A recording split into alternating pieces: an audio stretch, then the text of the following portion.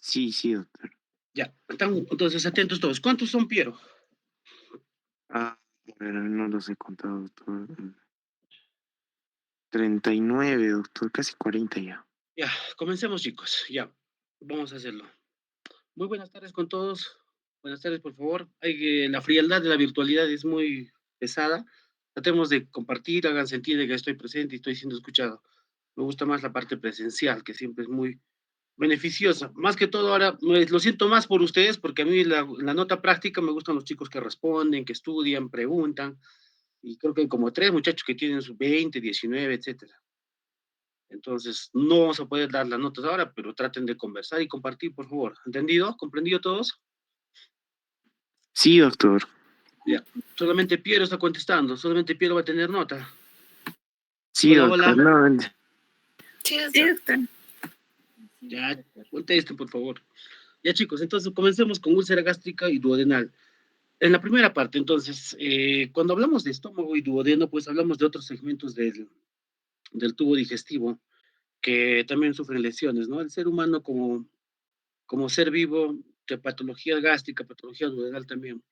Es poco frecuente ahora la presencia de patología gástrica y duodenal en nuestro medio. Más que todos los traumatismos de estómago son los que vienen más. Antes, por las cuestiones de úlceras, la patología ulcerosa era muy frecuente la presencia de úlceras que se perforaban, que sangraban, úlceras duodenales que sangraban y perforaban, y se hacía bastante cirugía de estómago. Ahora con el advenimiento de farmacología antiulcerosa, los bloqueadores de bomba de protones, los bloqueadores H2, los antiácidos, todo el manejo molecular y el manejo del pH ya ha disminuido bastante esta patología de incidencia. Pero, sin embargo, todavía se puede hablar un poco de incidencia ulcerosa en algunos casos de tumores, en algunos casos de patrones genéticos y de grupos sanguíneos portadores.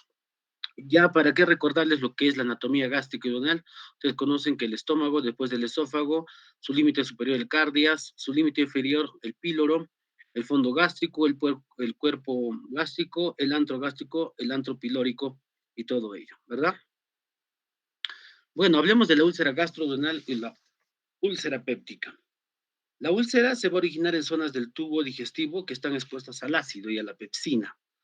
Más comúnmente, por ejemplo, donde comienza la digestión de los alimentos, después, ¿no? Donde mayormente continúa la digestión, porque comienza la digestión en la boca, ¿no? Con la saliva. Pero también puede haber zonas de lesión en esófago, en yeyuno, en el divertículo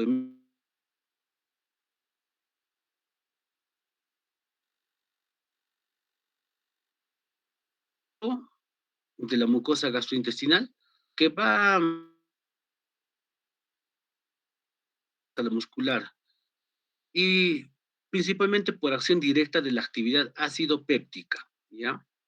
Si no hay ácido, no hay úlcera. Es un adagio que dice Karl Schwarz. Es la presencia de ácido lo que provoca úlcera. Hay unos factores que van a condicionar presencia de úlcera. Se requiere presencia de ácido, la pepsina en el estómago. Hay unos pacientes que ingieren corticoides. Entonces, los corticoides van a disminuir, digamos, la producción de mucosa gástrica. Entonces, esta capacidad de resistencia se disminuye y corroe más el ácido.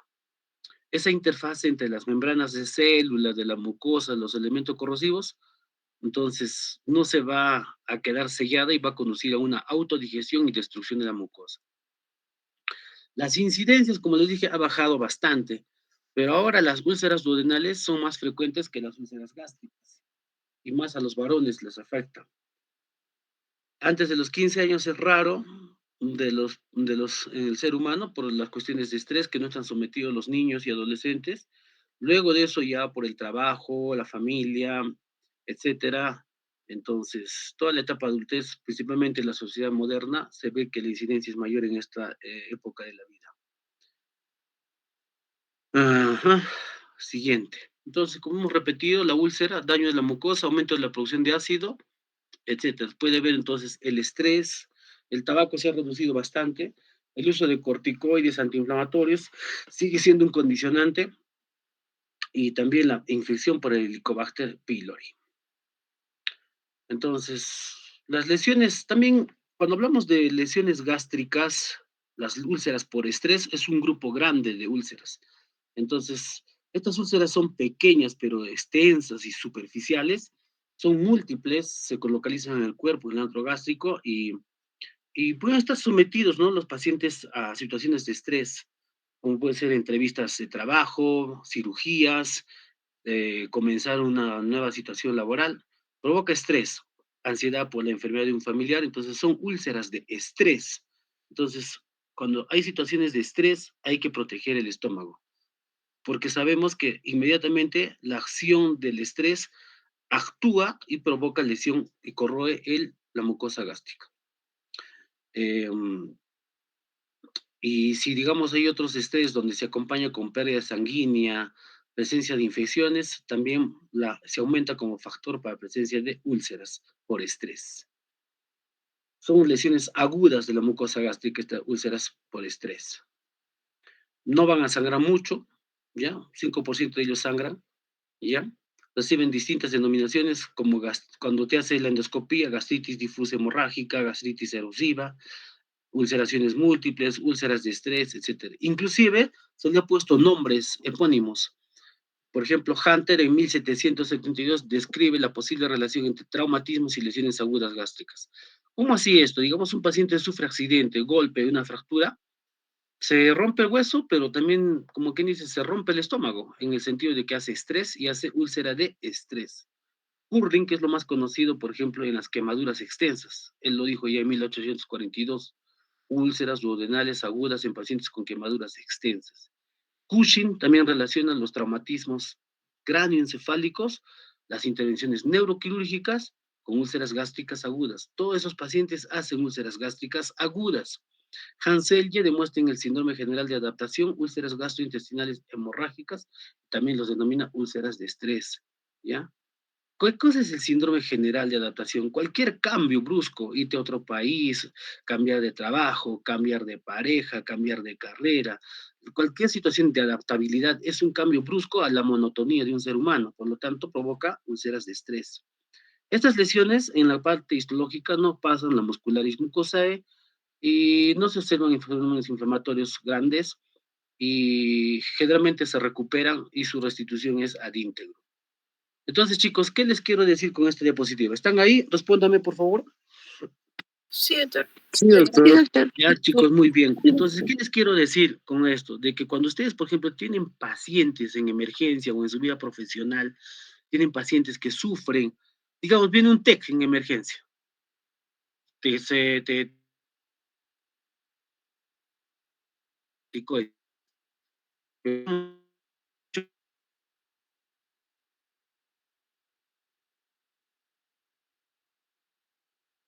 úlceras de estrés. Por lo tanto, ¿qué les daríamos para proteger su estómago? Cualquier protector gástrico. Generalmente uno de vía endovenosa o parenteral, porque el paciente está inconsciente, digamos un con TEC. Entonces hay que darle su ranitidina, bloqueador H2. Hay que darle un bloqueador de bomba de protones como el omeprazol o lansoprazol. No te concentres solamente en el cráneo, no te concentres solamente sin la herida abierta, el cráneo, el hueso reventado, puede tener infección, le das antibióticos, le das corticoides, le das manitol. Como tiene lesión nerviosa, le das fenobarbital para que no esté sufriendo el paciente, no esté hiperexcitado, le das sedación, pero te olvidas del estómago. ¿Y qué hemos dicho en esta clase? Que son eventos, todos estos sufren úlceras de estrés, también en los quemados, como he dicho, y también las personas que se adaptan, cambian de lugar, cambian de comida, cambian de pareja, cambian de trabajo, tomen, si chicos, si ustedes cambian de pareja, tomen su ranitina para que no tengan úlcera de qué? De estrés. Úlcera de estrés, muy bien, ¿qué ha dicho? Tiene 20. No, hombre, Cuevas con Dori, doctor. ya, muy bien, en los mensajes me manda.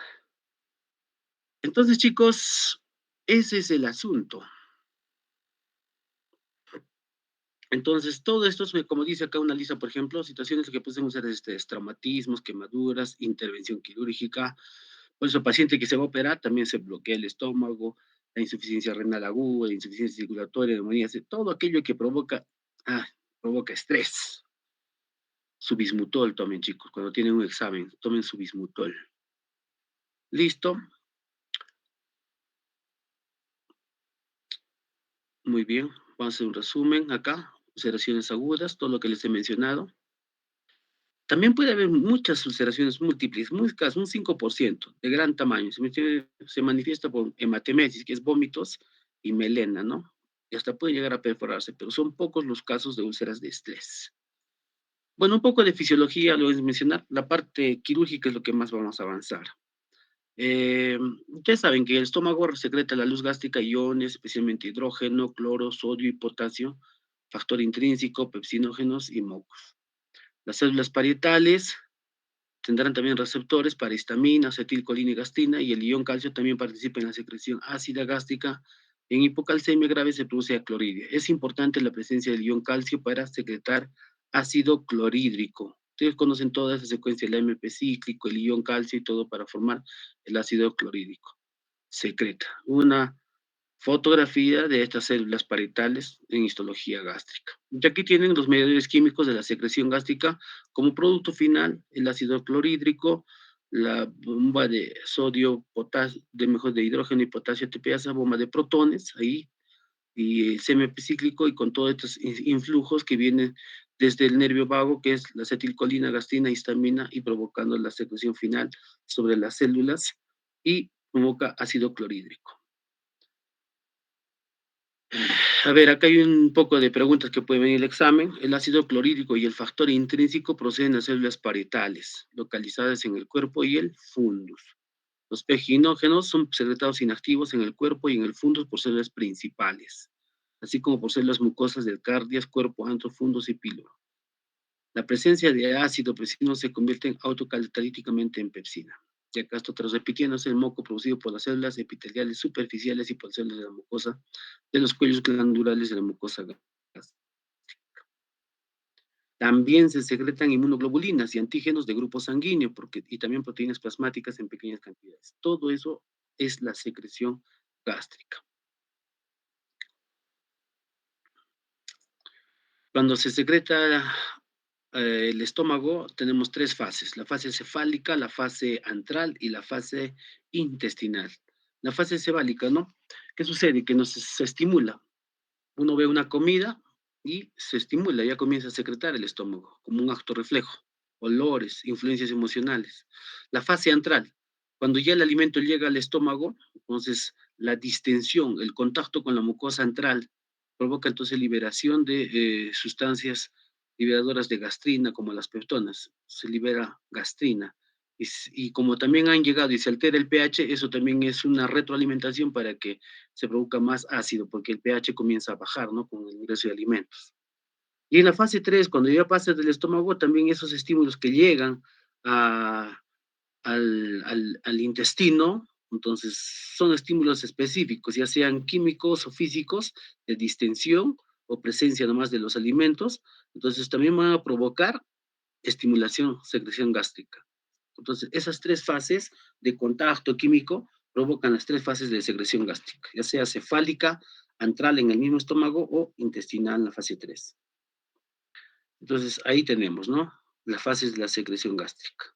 Todo desde el nervio vago, cómo reaccionan desde el cerebro los núcleos de este paracraneal, los influjos desde la corteza cerebral, provocando las tres fases para la secreción de gastrina, secretina, todo ello. Ahora, cuando hay úlcera, pues seguramente hay disminución de la resistencia mucosa. ¿Por qué se puede haber disminución de la resistencia mucosa? El mucus es un factor protector, pero hay situaciones que van a provocar que haya una disminución de esta resistencia de la mucosidad. Entonces puede existir una secreción así disminuida, entonces va a provocar gastritis y las células parietales pueden estar disminuidas porque puede haber lesión, entonces va a haber una retodifusión de iones, se van a regresar. Y las gastritis, duodenitis, el reflujo duodeno-gástrico, algunas sales biliares, las lisolecitinas, que por sus propiedades detergentes van a provocar también lesión de la mucosa gástrica. Por ejemplo, ¿por qué entonces un reflujo duodeno-gástrico? No hay, digamos, una buena secreción por parte de una vesícula, digamos, perezosa, una vesícula con cálculos, no se digiere, no hay vaciamiento de bilis en el duodeno, y como no se digieren los alimentos, se quedan estancados y la bilis asciende hacia el estómago y también va a lesionar la resistencia, mejor dicho, va a lesionar y va a ser por su acción detergente, porque las sales biliares son como detergentes, van a provocar lesión de la mucosa gástrica, ¿ok? Ahora también hay factores genéticos que van a provocar, ¿no? Que unos pacientes tengan úlcera duodenal. Un paciente, por ejemplo, con úlcera duodenal, tienes tu papá, tienes tu abuelo que ha sufrido cuadro ulceroso, tú también vas a tener. Así como tienes los ojos de tu papá, la boca de tu mamá, el cuerpo de tu papá, también vas a tener la úlcera de tu papá, la úlcera de tu mamá. Entonces, el factor genético hay que estudiarlo en todo paciente. Y a veces hay que preguntar siempre, su papá ha sufrido de úlcera, toma medicamentos. Si no saben qué es úlcera, ¿qué medicamentos toma? Y te dice siempre toma ranitidina, famotidina, simetidina, antiácido, etcétera. Y hay que preguntar, ¿ya? Ahí dice, ¿no? 62% de los niños con úlceras pépticas tienen una historia familiar con enfermedad ulcerosa. La úlcera duodenal es más frecuente en personas del grupo sanguíneo. ¿Qué dice? ¿Qué grupo sanguíneo? Respondan. Oh, Oh, muy bien, respondieron. Oh, el grupo sanguíneo, chicos, ¿ya? Entonces, ¿la mayoría somos grupo sanguíneo? Oh, sí, la mayoría somos. Y pero se da en ellos, ¿no? El 50% de estos pacientes se detecta incremento sérico del pepsinógeno 1. Ahora se puede detectar, como esos medidores que hemos visto de secreción gástrica, se puede dosar y ver qué pH, qué nivel de pepsinógeno se tiene y cómo se registra. Este factor de transmisión por grupo sanguíneo, mejor dicho, por herencia genética de grupo sanguíneo, transmitido en forma autosómica dominante. Además, ¿qué predispone a úlcera péptica? Fenómenos psíquicos. Eres loquito, eres estresado, tienes TOC, por supuesto que también tienes hipersecreción clorhidropéptica. Qué bonito término. También el hiperparatiroidismo, mucho calcio. Hemos dicho cómo el calcio participa en la formación de ácido clorhídrico. Síndrome de adenomas endócrinos múltiples, ni más que decirlo. Si tienes un tumor secretor de gastrina, imagínate, pues chicos. Las presencias de hipoxia, isquemia, sí es bastante común esto en pacientes que sufren shock, tienen bastante gastritis y úlceras de estrés. La presencia de alcohol, bastante alcohol, no es bueno, también lesiona mucosa gástrica, el café también es irritante y algunas otras drogas que también utilizamos con caracteres terapéuticos. Y obviamente las otras drogas prohibidas, obviamente también lesionan el estómago. Todo eso provoca hueco en el estómago, hueco en el duodeno. El tabaquismo felizmente ya bajó bastante. Otro cuadro de presencia de úlceras, pero por cuadros de tumores. ¿Conocen ustedes esto? Ya han escuchado hablar. Úlceras por el cuadro de síndrome de Zollinger-Ellison, presencia de gastrinoma. Aquí hay una hipersecreción ácida secundaria a un tumor secretor ¿de qué? gastrina. Gastrina. O sea, hay un gastrinoma. Mira, la incidencia es muy poca, 1% en pacientes con úlcera péptica. Todos los ulcerosos, 1% es gastrinoma. ¿Ya? Pero nunca hay que dejarlo de lado y pueden estar solos o también pueden participar con la neoplasia endocrina múltiple, MEN tipo 1, neoplasia endocrina. Este triángulo que ven, por ejemplo, ustedes ahí es donde se forman los gastrinomas, cabeza de páncreas, 30% de páncreas proximal, todo el duodeno, colédoco, segunda, tercera porción, antropilórico. Ahí está el triángulo donde está en un 90% un síndrome de Zollinger-Ellison. Y a veces hay que resecar todo eso para poder hacer un tratamiento. Obviamente debe haber diagnosticado dónde, qué tamaño es el tumor. Y un 10% en la cola de páncreas. Entonces, se determina la secreción ácida, se puede hacer estudios radiológicos, determinación de la gastrina, obviamente si es gastrinoma, la gastrina van a estar por encima de 60 picogramos por mililitro, y los pacientes sanos están menos de esto, y los que tienen gastrinoma obviamente tienen hasta 1000 picogramos por mililitro. ¿Y qué es lo que ayuda ahora? La TAG, la tomografía axial computada de abdomen en contraste oral. Entonces tiende a localizar el tumor en el área duodeno. ¿Qué dice? Duodeno pancreático. Muy bien, chicos. En el área duodeno, todo ese triángulo, ahí se asienta el gastrinoma. ¿Síndrome de qué? Zollinger-Ellison. Pregunta, chicos, les estoy pasando ya. Bueno, otras formas de ulceraciones del estómago y duodeno pueden ser también etiologías virales. Virus, herpes simple, citomegalovirus, La obstrucción duodenal. Hay también patologías donde, por ejemplo, conozco yo un familiar muy directo conmigo que tiene, por ejemplo, hipertrofia de las paredes del duodeno y hacen úlceras y no se puede solucionar. O sea, yo tengo un secreto para solucionar esa obstrucción duodenal. Hay algunos relajantes neurológicos como las gabapentinas, tratamientos neurológicos que ayuda bastante y relaja duodeno y se cura recién. ¿Quién diría? Hay que relajar la mucosa duodenal para que pueda comer esa persona. Y no está loco, sino que siempre tiene una hipertrofia y tensión de duodeno. Entonces, otras causas de úlceras también hay uso de drogas, crack, dudino, la radiación, la quimioterapia, obviamente, pues están en estrés constante esas personas, úlceras de estrés. Bueno, el tratamiento quirúrgico ya lo vamos a leer más adelante. Otras causas de hemorragia digestiva y úlceras son, por ejemplo, las lesiones de síndrome de Dieu-Laffoy, ¿no? Tratamiento de coproinyección, bueno, el síndrome de Dieu-Laffoy es la hipertrofia, mejor dicho, un vaso expuesto en la submucosa de un vaso principal del estómago. Está tan expuesto, tan superficial que se quema. Entonces, ese es el síndrome o las lesiones de Dieu-Laffoy, ¿listo? Y se hace una escleroterapia o si no, inyección de alcohol para poder hacer, o si no, también se puede hacer un hemoclip. Todos por lo que es endoscopía gástrica.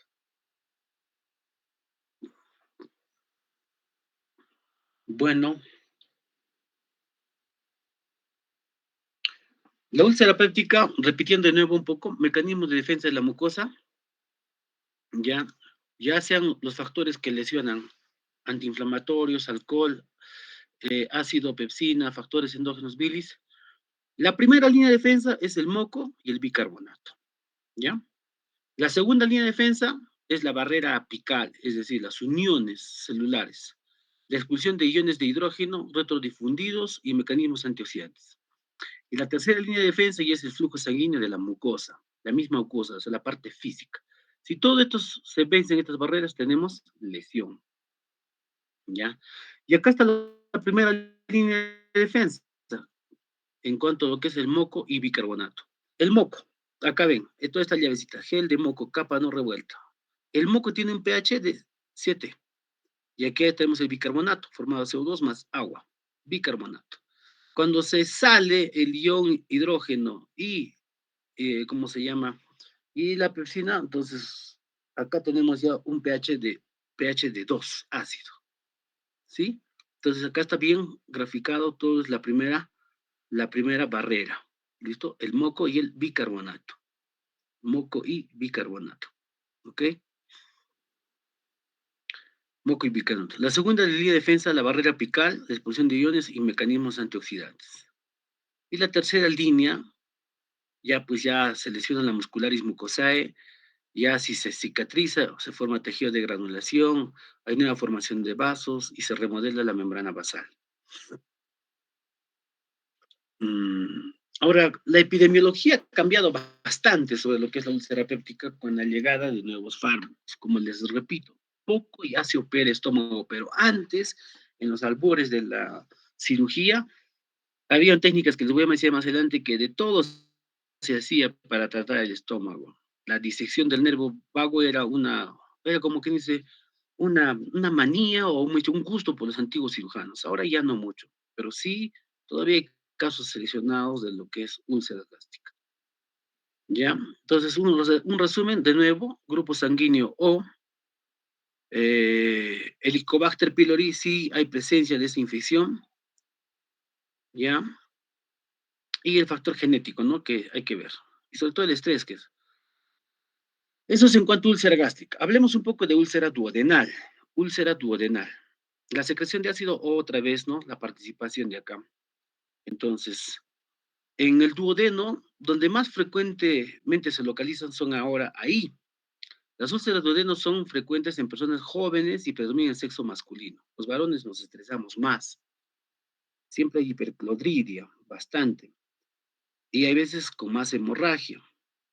Entonces tenemos pues el clásico dolor con su epigastralgia, más que todo en el recto derecho, o sea, en el músculo, ya no es en el estómago, en el epigastrio, un poquito para la derecha, chicos, ahí duele. Entonces, una úlcera duodenal podemos diagnosticar clínicamente si es que tenemos una forma de preguntar y evaluar al paciente de manera muy sutil. Un poco para el recto anterior del lado derecho. Ahí está la úlcera duodenal.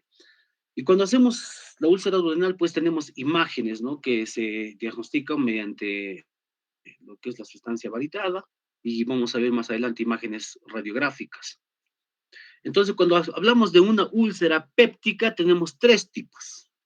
Si la úlcera gástrica está en la curvatura menor, a nivel de la incisura angularis, o por encima, incisura angularis generalmente es la mitad del estómago, y se acompaña con valores normales o bajos de ácido clorhídrico, ha habido poca influencia, pero está por encima, es una úlcera péptica gástrica tipo 1. Si esta úlcera gástrica se asocia con una úlcera duodenal, o sea, tanto gástrica como duodenal, es una úlcera gástrica asociada a úlcera duodenal tipo 2. Si la úlcera gástrica está debajo de la incisura angularis, en las proximidades del antro pilórico, es la úlcera tipo 3, ¿ya? Los tipos 2 y 3 se acompañan siempre, siempre de hipersecreción ácida. Se comportan como úlceras duodenales. Así hay que manejar. ¿Están ahí, muchachos? Sí, doctor. Hola, hola. ¿Sí, chicos? Sí, doctor. Sí, doctor. Ya, muy bien, muchas gracias, muchas gracias. Ya vamos con la mitad. Entonces, todo esto hemos hablado. Úlcera gástrica, patogenia, la edad, cómo se distribuyen, por ejemplo, epidemiológicamente. Acá tenemos, por ejemplo, en la histología un corte de la úlcera gástrica benigna crónica. Crónica.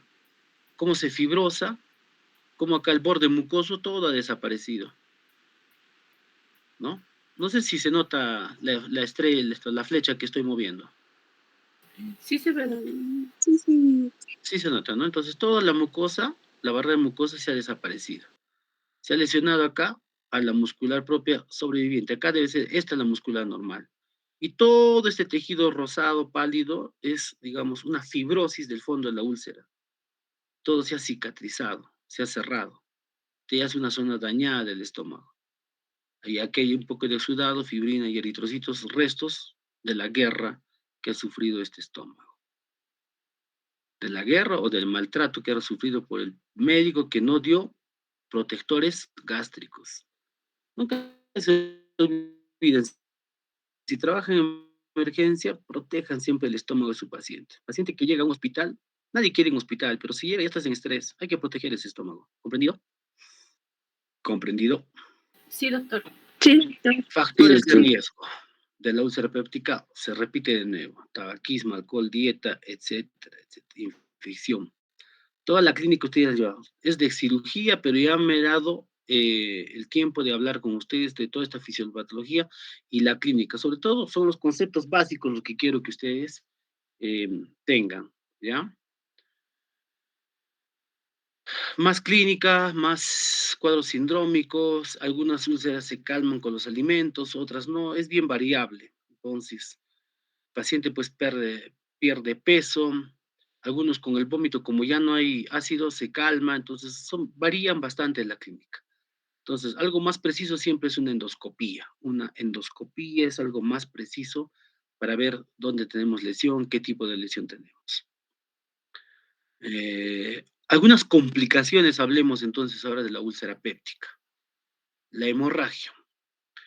Cuando el paciente, digamos, solamente ha vomitado, ¿cuánto es el 10% del volumen sanguíneo? ¿Cuántos litros de sangre tenemos los humanos? 5 litros. 500. 5 litros. ¿Y cuánto sería el 10%? 500, ¿ya? Digamos 500. ¿Está bien? ¿O mucho? Sí, 10%. 50 nada más, chicos. ¿No? ¿Está bien? 50 cc. Sí, doctor. Entonces, es un volumen menor, una hemorragia leve. Moderada mayor al 10% y menor que el 20% del volumen sanguíneo. Severa mayor al 20% del volumen sanguíneo. ¿Cuánto sería el 20% de 5.000? La quinta parte, o sea, 1 litro. ¿Sí? Entonces, eso no hay que esperar. En una hemorragia hay que catalogarla, siempre preguntar cuánto de volumen ha tenido de vómito. Estamos hablando de una hematemesis, ¿ya? Síntomas, entonces, paciente, obviamente, como todo paciente con shock, ¿no? Como todo paciente que pierde sangre, palidez, taquicardia, hipotensión, hipotermia, sudoración fría, si es que está entrando en cuadros de shock. Entonces, 10, 20, mayor del 20 es la mnemotecnia para catalogar la complicación por hemorragia de una úlcera péptica, como complicación. Ahora, algunos pacientes pueden tener esa pérdida del 10% y no vomitan, pero sí te hacen melena. ¿La melena qué cosa es? Las deposiciones oscuras de sangre digerida. Entonces se comienza a investigar, ¿no? Se pregunta, ¿cómo están las deposiciones? Negros, entonces hay una hemorragia digestiva alta. Ha sangrado en algún momento y eso hay que preguntar. Entonces, eso hacen. Generalmente no van a hacer hematoquesia, es decir, heces con sangre, porque tendría que ser un volumen alto y un tránsito acelerado para que hagan hematoquesia. ¿Listo? Variaciones del cuadro clínico. Muy variables. Los síntomas clásicos, miren, dice, clásicos de úlcera séptica carecen de sensibilidad y especificidad. No son precisos los síntomas. La úlcera sin dolor es más frecuente en ancianos, eso por su reactividad, y en consumidores de AINES, pacientes que son artríticos, patología inflamatoria de tejidos conectivos, toman AINES, y ellos dicen que presentan sin dolor. El paciente con corticoides, usuarios, tampoco presentan dolor. Tampoco es raro que una úlcera se manifieste directamente a través de una complicación. Siempre se manifiesta con dolor alguna vez, la mayoría de veces. Como les digo acá, el diagnóstico de endoscopía es el método más sensible y específico de diagnóstico y permite además la toma de biopsias. Y la radiología es capaz de detectar 50% de las úlceras duodenales y entre el 65 y 90% de las úlceras gástricas. Hablemos de estos dos puntos, chicos. ¿Todos los hospitales tienen gastroenterólogo y endoscopista? Contesten. Obviamente que no. No. No, obviamente que no. Algunos hospitales, por ejemplo, en Juliaca hacen endoscopía muy poco. En Puno, creo que recién están retomando otra vez. No se hace mucha endoscopía. En clínicas privadas particulares sí existe. Y acá nos dice, para los cuadros ulcerosos, el método más sensible es la endoscopía. Pero no solamente para diagnosticar. Voy a adelantarme. Cuando tengamos úlcera, un paciente mayor de los 30 años, hay que también sospechar de un cáncer gástrico. Siempre que, entonces, toda endoscopía debe tomarse biopsia. Siempre, siempre, siempre. Ahora, ¿qué hacemos si no tenemos endoscopista, gastroenterólogo? Los hospitales sí tienen rayos X y se puede hacer una serie paritada, contrastada, una serie esófago-duodenal, sí se puede hacer, chicos. Entonces, pero poco piden y poco se hacen, porque no se pide y porque no se lee. Y dice que si no tenemos endoscopista, podemos aumentar hasta el 50% para hacer esos diagnósticos de úlcera duodenal y úlcera gástrica. Y la úlcera gástrica todavía aumenta más, hasta un 90%. O sea, es casi como tener endoscopistas si nosotros utilizamos el método radiológico. ¿Comprendido, chicos? Sí, doctor. Sí, doctor. Comprendido. Muchas gracias. Diagnóstico por métodos complementarios de radiología. Acá tenemos algunos signos. Los signos de nicho, imagen diverticular, imagen suspendida, la valla ulcerosa por edema, pliegues mucosos convergentes. Ahorita les voy a mostrar imágenes. Y signos indirectos, un peristaltismo, falta de onda de lesión, signo del cerrojo de Frankel, en las neoplasias principalmente se ve esto cuando hay tumores, deformaciones gástricas porque se han cicatrizado las úlceras antiguas, estómagos en reloj de arena, enrollamientos, estómago en caracol, hipersecreción gástrica, etc. Entonces, todo eso se puede diagnosticar mediante la radiología. Y aquí está. Por ejemplo, acá se hace la sustancia contrastada varitada, en este borde hay un huequito, nicho ulceroso, gástrico en la curvatura menor, en un estómago que se está contrayendo. ¿Sí? Ahí tenemos un nicho ulceroso. Otro nicho ulceroso de Jode con 3 niveles, acá. 1, 2, 3 niveles. Edema.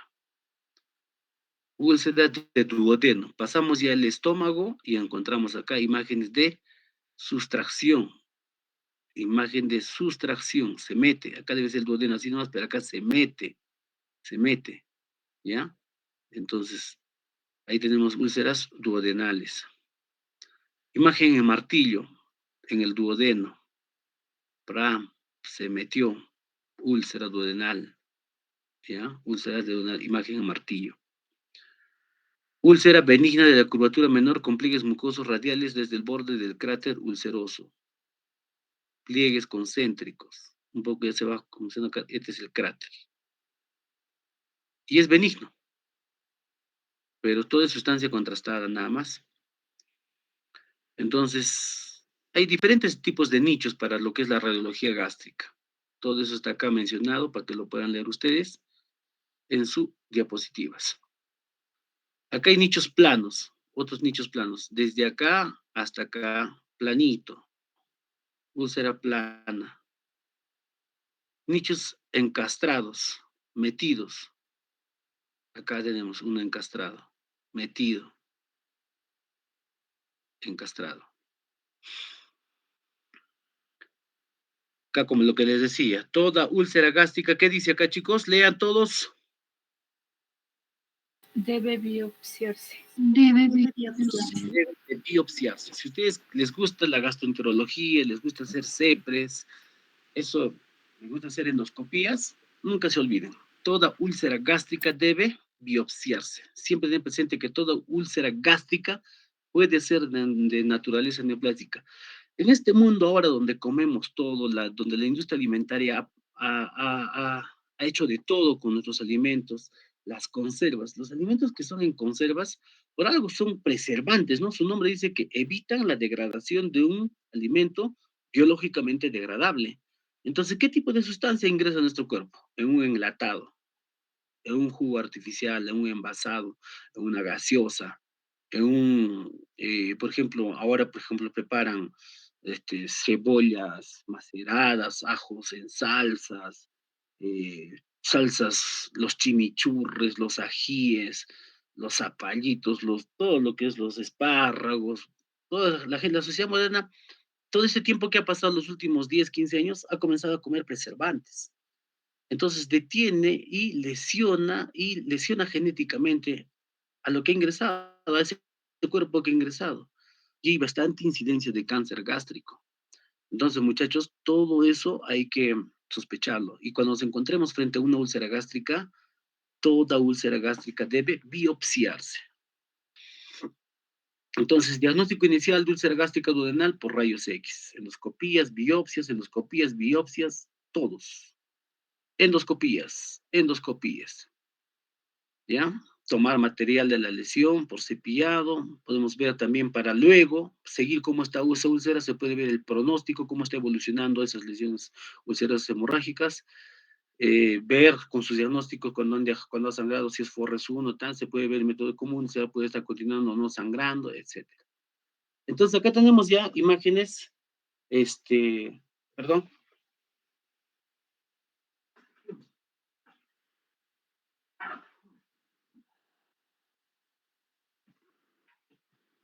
Mil disculpas. Nadie me dijo salud.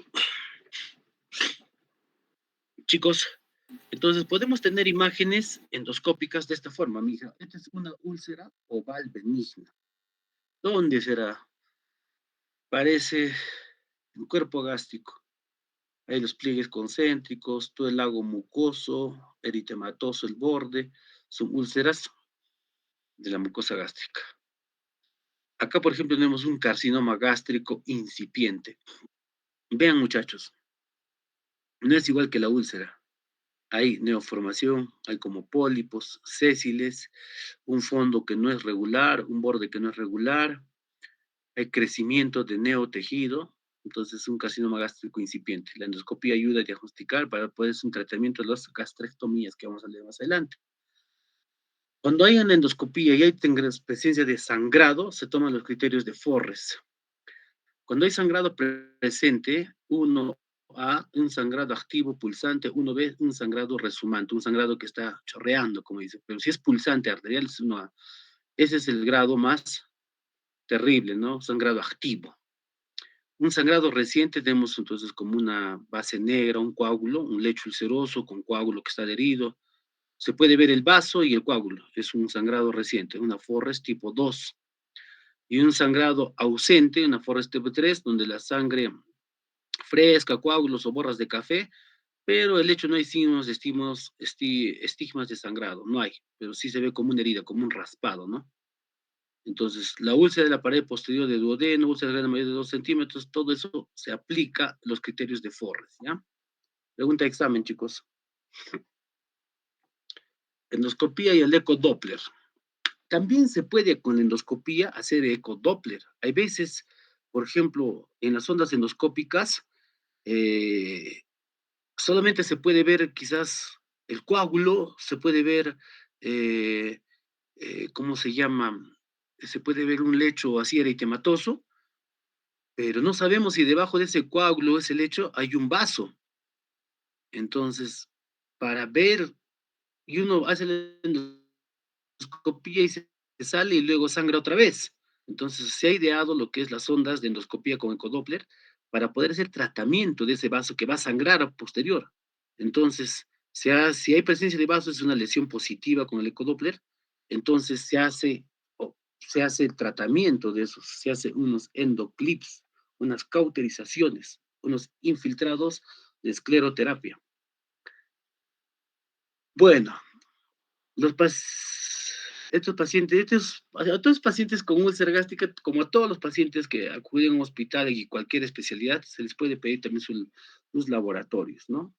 Entonces, si sangra, si tiene hemorragia digestiva, el hematocrito obviamente va a defender. La leucocitosis va a aparecer. Si es que es un sangrado crónico de más de 15 días, salida de reticulocitos, hematíes jóvenes.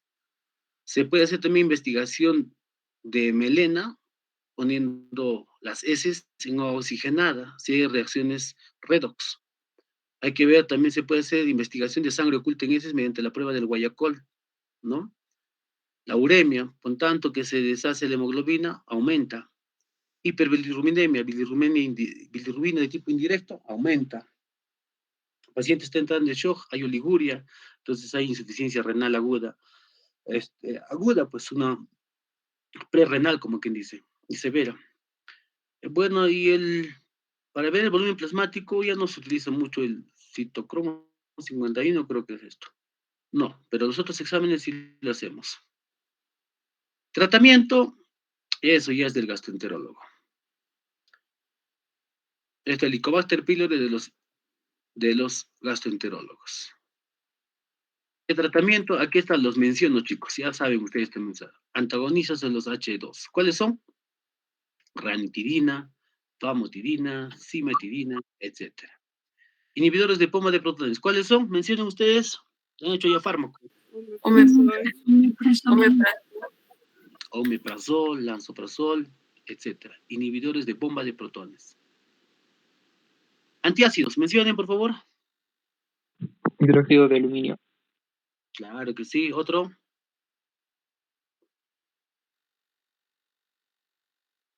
Bicarbonato. Sal de Andrews. Antiácidos. Sucralfato. El bismuto, por ejemplo, es muy bueno. Las sales de bismuto son muy buenos como tratamientos antiácidos. ¿Ya? También hay combinado con simeticona, un buen tratamiento para los problemas gástricos. Prostaglandinas. Mucha, casi me agarraron. Disculpen ustedes. Entonces, acá tenemos todas las semanas. Por favor, un consejo grande. Ahora la ranitidina, el omeprazol, pues, como les he dicho, ha quitado chamba a los cirujanos. Antes operaban bastante los cirujanos, estómagos, duodenos y úlceras. Pero ahora con la ranitidina, con el omeprazol, ya no se ve úlceras mucho porque mejor dicho, farmacológicamente se ha ganado a la cirugía con estos medicamentos. Pero miren ustedes acá, los tratamientos no deben pasar de 2 semanas. Aquí para el tratamiento de lo que es infección del Helicobacter pylori, metronidazol, tetraciclina, etcétera, hasta 4 semanas. Pero no, chicos, no den, más bien cuando utilicen lansoprazol, omeprazol, ranitidina, no más de 2 semanas. Van a pasarse al otro extremo, a la acloridria. Ya no va a haber mucus, ya no va a haber barrera. Y también va a haber úlceras de tipo alcalino. ¿Entendido? ¿Ya? Entonces, eso no hay que, por favor, hay gente que toma, como sufre bastante el estómago, ranitidina, omeprazol, otra vez omeprazol, no más de 10 tabletas, no más de 15 tabletas, y ya como se suspende la hipersecreción ácida, el cuerpo debe reaccionar con lo que es normal de un proceso de cicatrización y de regeneración en 2 semanas. No más, chicos, por favor, porque hay mucha gente que toma demasiado, el omeprazol sobre todo. Listo. Esto es para el síndrome de Sol-Ingerison, que ya les he mencionado ya, 600 picogramos por encima, tumor de secreción de gastrina.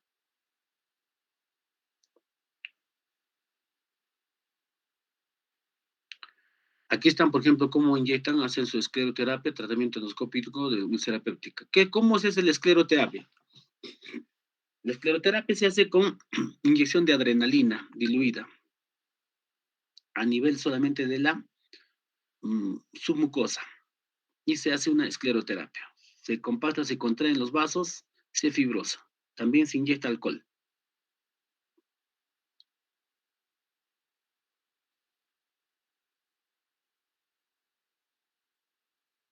Comenzamos recién con la exposición, chicos, ahora sí, el tratamiento quirúrgico de la úlcera duodenal. Si tenemos una perforación, un hueco, se hace un cierre simple, se hace una sutura.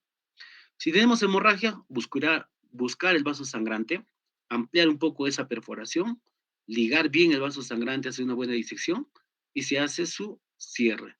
Ahora también se puede acompañar con una vagotomía, piloroplastía, sutura de vaso sangrante, se puede hacer una gastrectomía parcial, se puede hacer una antrectomía y vagotomía. Ahorita les voy a mencionar unas imágenes de esas cirugías gástricas.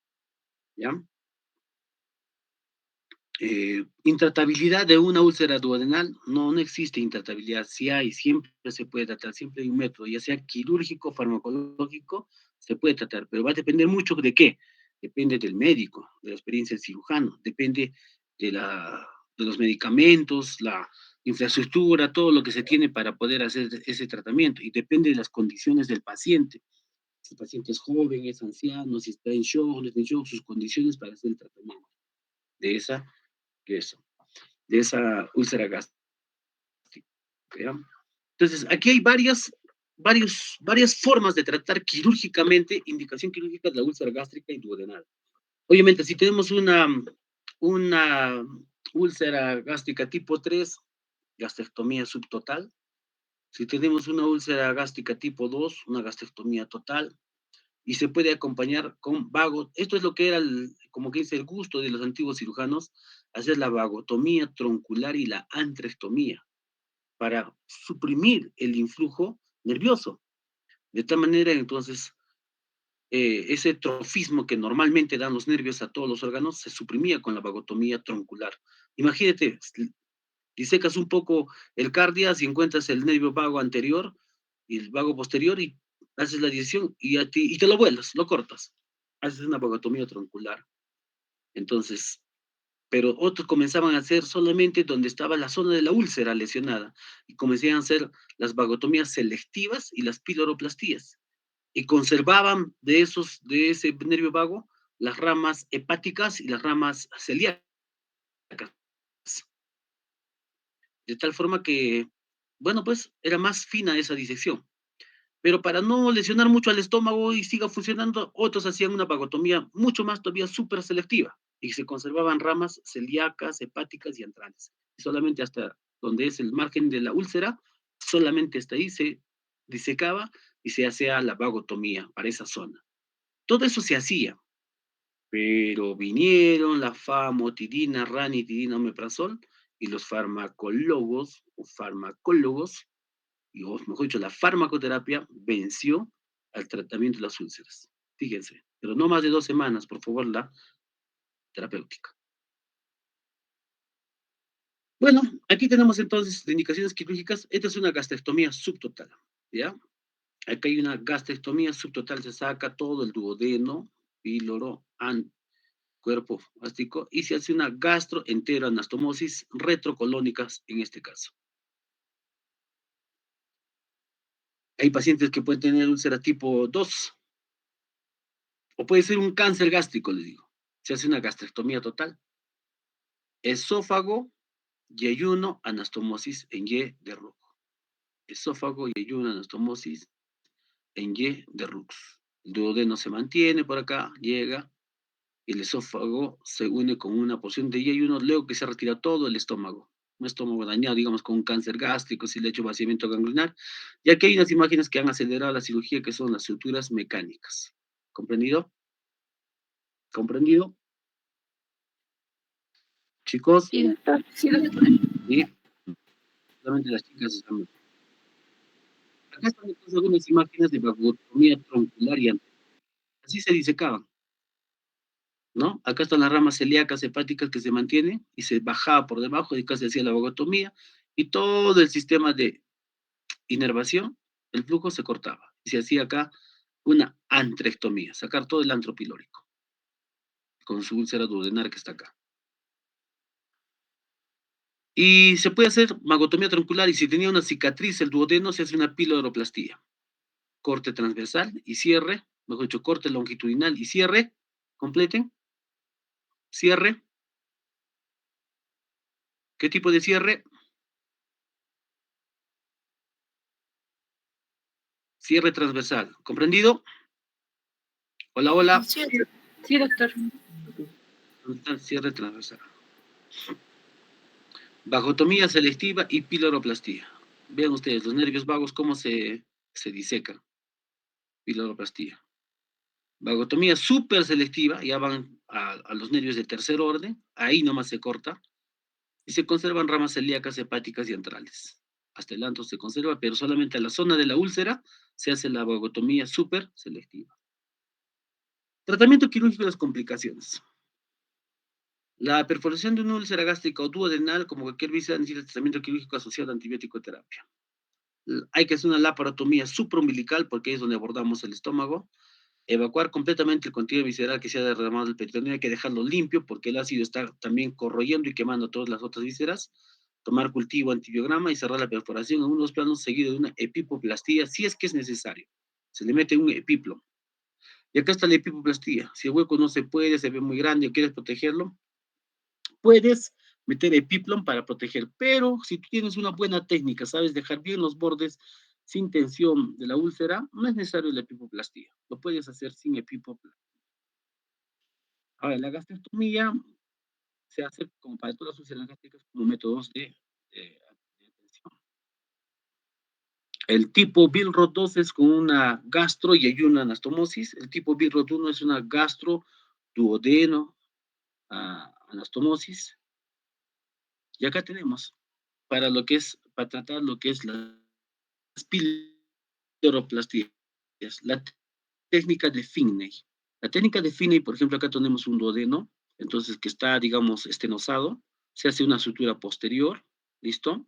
Luego se hace el refuerzo de la capa interna en dos planos, y se deja un hueco grande y se hace el plano anterior y se hace un paso de una anastomosis gastroduodenal mediante técnica de Finney. Acá hay otra técnica, la técnica de Habulay, que es para casi lo mismo también como la técnica de Finney. ¿Listo? Con ostomas. Así como un puente entre estómago y duodeno. Lo que ya les he mencionado, la vagotomía súper selectiva.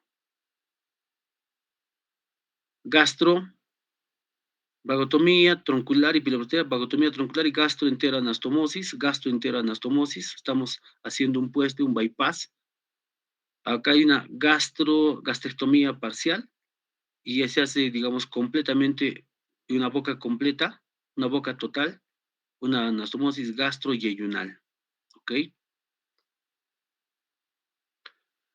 Por ejemplo, acá puede ser que tengamos un paciente grave donde hay una úlcera gástrica y hay una fístula gastroyeyunocólica. Se perfora el yeyuno, se perfora hasta el colon. Entonces, vean ustedes acá las letras A, B, C, D para la reconstrucción. Se saca todo este bloque. Se saca bloque de estómago, de yeyuno y de colon. El D sube en una Y de Rux, el yeyuno, se hace una gastroenteroanastomosis yeyunal completa, se hace una anastomosis término-terminal del colon y, se une el asa suelta, una anastomosis término-lateral, yeyuno-yeyunal, Y de Rux, y acá tienen todo el bloque que ha salido de un tratamiento fallido de una fístula gastroyeyuna cólica que provocó en su principal inicio una úlcera gástrica. Se puede hacer esas técnicas. Aquí tienen ustedes el triángulo del gastrinoma que les he mencionado más antes. Triángulo del gastrinoma. Una vez detectada por la tomografía, se hace toda esta cirugía de, prácticamente es como hacer una Whipple, una cirugía de Whipple, una Whipple. Acá, por ejemplo, una piloroplastia con lesión, con incisión longitudinal, ¿sí? Y para hacer un cierre transversal. Operación de Heinke-Mikulicz, una piloroplastia, operación de Heinle-Mikulicz. Aquí es la de Heinle-Mikulicz, como ven ustedes, cierre el corte longitudinal, cierre transversal. Epipoplastia de Finney. Esta es una sutura, es con un surjet o puntos de Connell.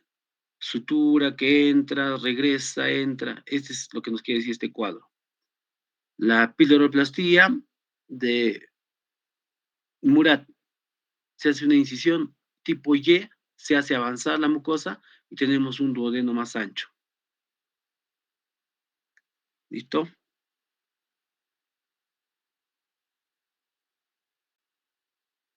Lo mismo con estas imágenes de piloroplastia. A veces hay estómagos que son redundantes y son grandes y tienen úlceras en la parte inferior, es decir, a nivel de lo que es el antro. Entonces, se puede hacer una resección y se puede hacer una cirugía detrás del colon. Entonces, utilizamos los clamps, hacemos el plano posterior, se sutura. Acá, por ejemplo, acá ya se sutura el plano posterior, se apertura el estómago, se apertura el yeyuno, de todo trabajando detrás del colon, se cierra el primer plano y luego el segundo plano anterior se hace una gastroyeyunoanastomosis, el plano posterior. ¿Listo? Es otro tipo de cirugía. Gastrectomía distal, por ejemplo, en dos tiempos. Primero se hace una gastroenteroanastomosis y se ha hecho la resección gástrica. Esta es la Billroth tipo 2. ¿Ya? Gastrectomías distales. En las gastrectomías distales. Gastroenteroanastomosis. Cuando hacemos una cirugía de estómago, los cirujanos tenemos los siguientes pasos que hacer. La ligadura primero de los ramos gástricos que están aquí en la curvatura menor, se reservan unos gastos, los vasos gastroepiploicos, para no dejar de nervado y sin vascularización. Luego nos vamos a ligar la arteria pilórica, porque es lo que va, es un vaso muy importante, que si no lo consideramos tenemos un sangrado fuerte. Y hacemos luego entonces después de haber disecado la arteria pilórica, hacemos el cierre duodenal y su sección. ¿Listo?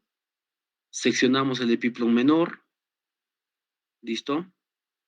Ligamos algunos vasos de la curvatura menor, hacemos la sección gástrica, hacemos la hemigastrectomía y luego hacemos la gastro-yeyuno-anastomosis. La Billroth 2. Gastro-yeyuno-anastomosis. Operación Billroth tipo 2. Listo. Si la anastomosis del estómago con la yeyuno es una boca parcial, tiene otro nombre. Es una gastrectomía subtotal distal u operación de Hofmeister-Finsterer. Es una gastrectomía subtotal distal. Gastrectomía subtotal distal.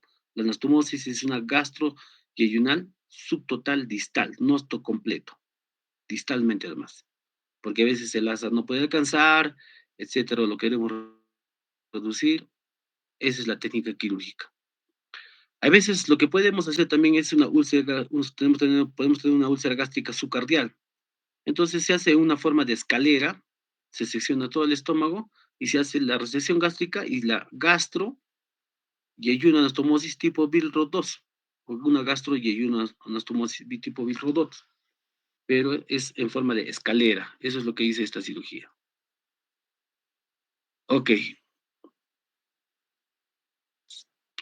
Bueno, más de lo mismo. Cuando se utiliza, por ejemplo, suturas de tipo mecánico, ahora digamos, la sutura pues demora, ¿no? Hacer unas 2 horas de cirugía, pero en una cuestión de 10 segundos ahora puedes hacer con empleo de suturas de tipo mecánico. Metes el dispositivo, el otro dispositivo metes por el otro cabo suelto, los unes, se sellan y se sellan así como se ve acá, rápidamente. Y sacas por un costado lo que metiste, lo que es el instrumental para el material quirúrgico. Estos son cuadros de cómo, digamos, cómo van las evoluciones de cada tipo de cirugía. Gastrectomía subtotal de 2/3, con vagotomía troncular, gastro y anastomosis, vagotomía y piloroplastia, vagotomía superselectiva y piloroplastia, vagotomía superselectiva. Listo, chicos.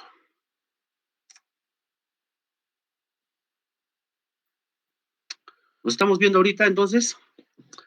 Han estado 43 personas. No sé si tienen alguna pregunta.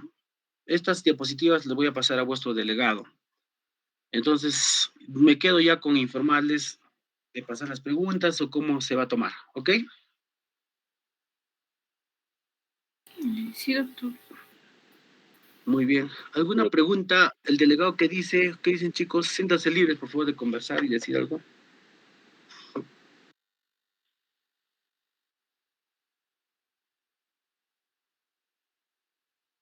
Hola. Pero,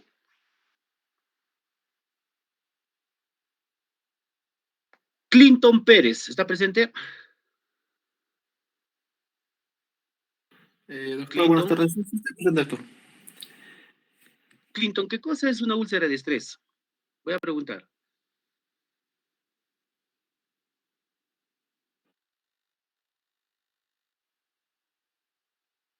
Al azar voy a preguntar. ¿Nada? Udelia, Carcausto. Presente, doctor.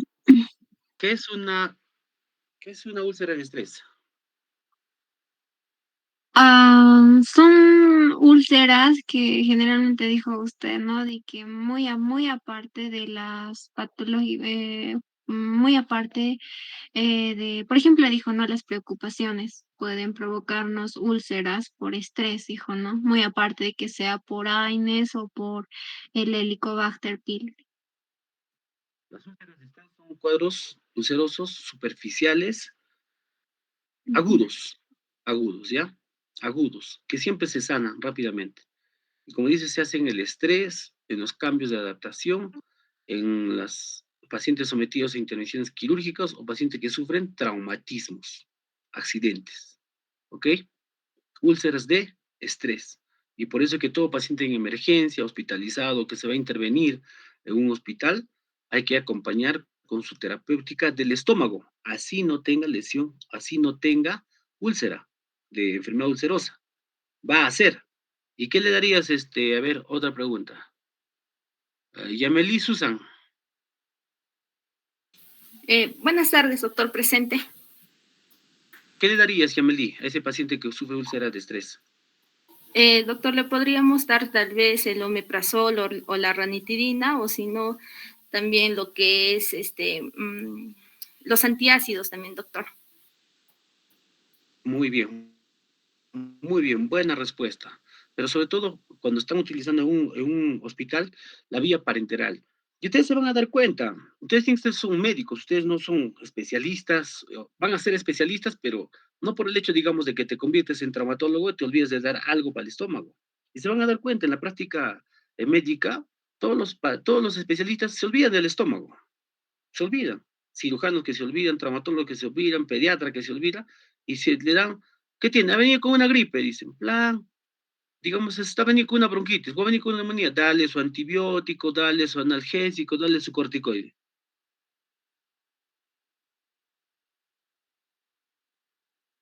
Pero no le finales, todo paciente hospitalizado debe ser tratado con su protector gástrico. ¿Por qué? ¿Por qué David Maldonado? Buenas tardes, doctor. Presente. ¿Por qué tenemos que dar su tratamiento del estómago a todo paciente hospitalizado? Para para evitar, doctor, pues las úlceras, doctor. Úlceras de estrés, 3. ¿ya?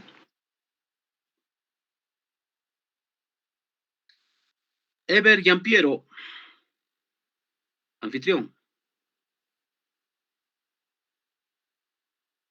Piero,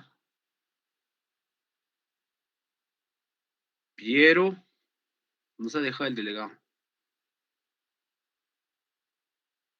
A ver, Fabiola Meri. Fabiola Meri,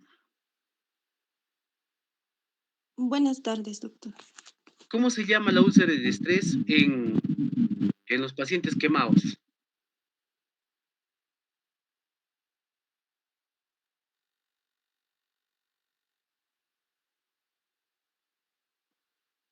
A ver, ¿quién me dice quién quiere ganarse su nota de práctica? ¿Cómo se llama el epónimo? La úlcera de Curling, doctor. ¿Quién dijo primero? Yo, Úlcera de doctor. Curling. Úlcera de Curling. Muy bien, Udelia. Yo, doctor. Ya. A ver, a ver.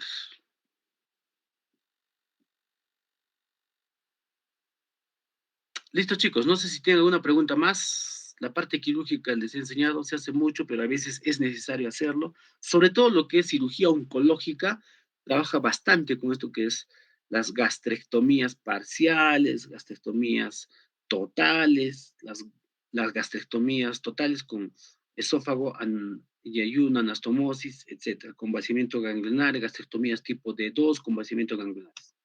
Bueno, chicos, no sé si hay más preguntas. Hemos terminado la clase de lo que es estómago y duodeno. ¿Ok? Edwin Pascual me está preguntando, creo.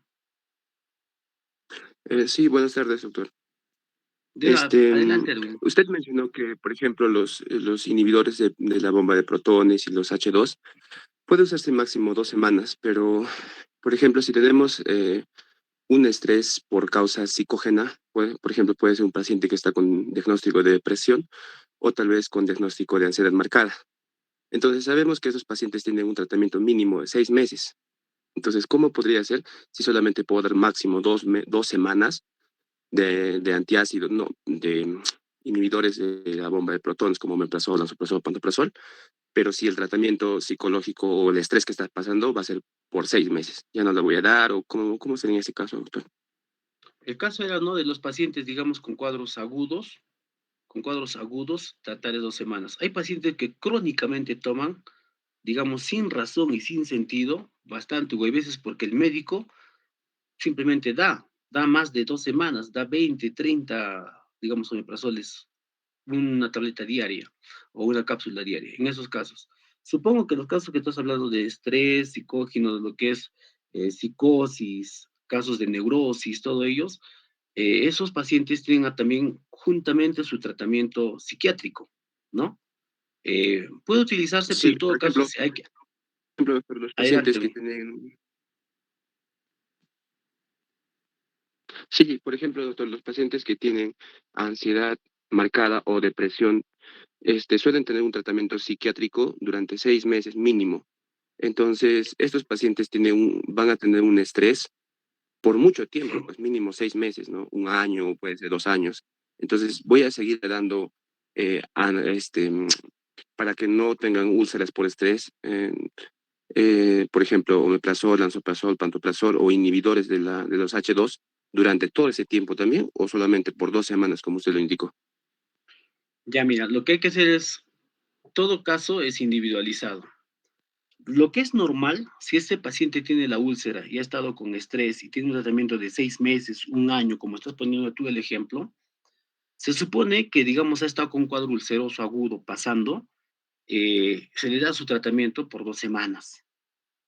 Si es que el tratamiento es efectivo y ha sido solucionado el cuadro ulceroso, gástrico, las úlceras de estrés o una úlcera permanente que ha tenido, lo que se debe hacer a las 2 semanas, o por lo menos en un mes de todo ese tratamiento de 6 meses que mencionas tú, debe tener su control gástrico. ¿Y cuál sería el mejor método para ver cómo ha solucionado, si ha mejorado, ha cicatrizado esa úlcera? ¿Qué nos dirías tú, Edwin? Respóndenos, por ejemplo, ¿cómo veríamos la evolución de su cuadro gástrico?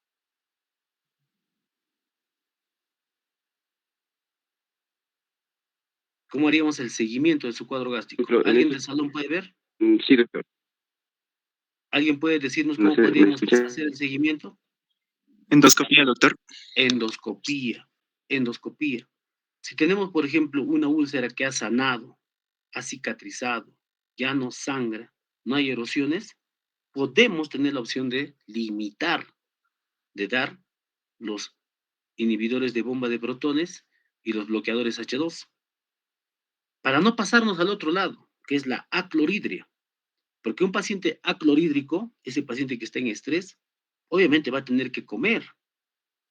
Y si tiene acloridria, no va a digerir, no va a degradar los alimentos, no va a haber un buen catabolismo. Por lo tanto, el caso tiene que ser individualizado. El caso general de las 2 semanas es porque da ese tiempo suficiente para que se regenere y se cure las úlceras. En el caso de persistencia de cuadros ulcerosos, donde se demuestra, por ejemplo, que la hipersecreción de pH es alta, se mide presencia de cuadros ulcerosos que aparecen más, etcétera, inclusive ya se puede pensar no solamente en dar o continuar dando lo que es los bloqueadores y de H2 y de bomba de protones. Se puede estar pensando también hacer otra vez esas cirugías antiguas de lo que son las vagotomías selectivas o parciales. Entonces, el cuadro se puede combinar. Pero en líneas generales se hace eso, o sea, de dar el tratamiento para cuadros ulcerosos de 2 semanas. Y si requiere su tratamiento con apoyo psicológico porque es un estrés permanente, crónico, el que sufre ese paciente, hay que hacer ese seguimiento por lo menos de 1 mes con lo que es la endoscopía. Espero haber satisfecho tu pregunta quizás. Sí. ¿Ok? Gracias, Edwin. ¿Alguna otra pregunta? Doctor, buenas tardes. Una consulta. Usted mencionó que no se debe dar tratamiento de ranitidina, me pasó por más de 2 semanas. Pero, ¿habrá una excepción a esta regla o necesariamente sí o sí se tiene que cumplir esto? Lo que les he mencionado, lo que hemos repetido. Puede ser, hay casos que persisten, residen, entonces hasta se puede hablar en la terapia ya quirúrgica, pero generalmente son 2 semanas lo que permite que cualquier cuadro ulceroso remita y se cure. ¿Ya? Para no llegar a la acloridia, es lo que les estoy mencionando.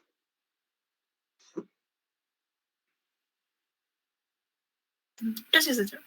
Ok. Nadie pregunta de la parte quirúrgica. Parece que todos van a ser gastroenterólogos.